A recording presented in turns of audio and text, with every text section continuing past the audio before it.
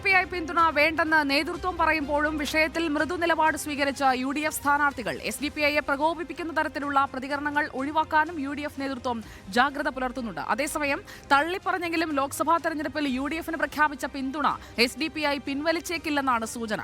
എന്നാൽ വർഗീയ കക്ഷിയെന്ന UDF നിലപാടിനെ SDPI പ്രതിരോധിക്കുകയും ചെയ്യും. SDPIയുടെ പരസ്യ പിന്തുണ പ്രഖ്യാപനത്തിൽ വെട്ടിലായതോടെയാണ് UDF നേതൃത്വം ആ പിന്തുണ വേണ്ടെന്ന് പരസ്യമായി പറഞ്ഞത്. അങ്ങനെ നിലപാട് സ്വീകരിച്ചെങ്കിലും SDPI വോട്ടുകൾ തങ്ങൾക്ക് തന്നെ അനുകൂലമാകുമെന്നും UDF കണക്കുകൂട്ടുന്നു. അതിനാൽ കൂടുതൽ പ്രകോപന പ്രതികരണങ്ങളിലൂടെ SDPIയെ ചൊടിപ്പിക്കാൻ UDF നേതൃത്വം തയ്യാറാകില്ല. അക്കാര്യത്തിൽ സ്ഥാനാർത്ഥികളും പ്രത്യേക ജാഗ്രത പുലർത്തുന്നുണ്ട്.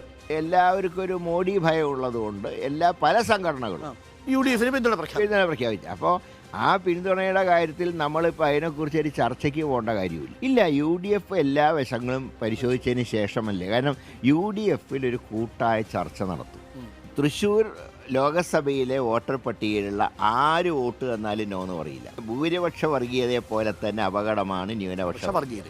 ന്യൂനപക്ഷ വർഗീയത കൊണ്ട് ഭൂരിപക്ഷ വർഗീയതയെ നേരിടുന്നത് ശരിയല്ല. അപ്പോഴും വർഗീയ കക്ഷി എന്ന UDF പരാമർശത്തിൽ SDPIക്ക് അമർഷമുണ്ട്. കൂടിയാലോചനയ്ക്ക് ശേഷം SDPI നേതൃത്വം അതിന് മറുപടി പറയുകയും ചെയ്യും. രാഷ്ട്രീയ സാഹചര്യം വിശദമായി പരിശോധിച്ച ശേഷം പ്രഖ്യാപിച്ച പിന്തുണയായതിനാൽ ആ തീരുമാനം പിൻവലിക്കേണ്ടതില്ലെന്നാണ് SDPIയുടെ വിലയിരുത്തൽ. അതേസമയം SDPIയുടെ പിന്തുണയും UDF അത് നിരസിക്കാനെടുത്ത കാലതാമസവും ഇടതുമുന്നണി പ്രചരണായുധമാക്കുന്നുണ്ട്. SDPIയുമായി ഞങ്ങൾ കൂട്ടുകൂടുന്നില്ല എന്ന് പറയുകയും അടുത്ത ശ്വാസത്തിൽ എല്ലാവരുടെയും വോട്ട് ഞങ്ങൾക്ക് വേണം എന്ന് അഭ്യർത്ഥിക്കുകയും ചെയ്യുന്ന നില ഈ കേരളം മുഴുവൻ കണ്ടു. കോൺഗ്രസിൻ്റെ പരാജയത്തിൻ്റെ അളവ് കുറക്കാനാണ് തീവ്രവാദ ശക്തികളുമായിട്ട് ഐക്യമുണ്ടാക്കുന്നത് എന്ന് ഞങ്ങൾ ഇന്നലെ തന്നെ പറഞ്ഞതാണ്. SDPIയുടെ വോട്ട് വാങ്ങാമെങ്കിൽ പിന്നെ അവിടെ പിന്തുണ എന്ന് പറയുന്നതിലെന്താ പ്രശ്നം?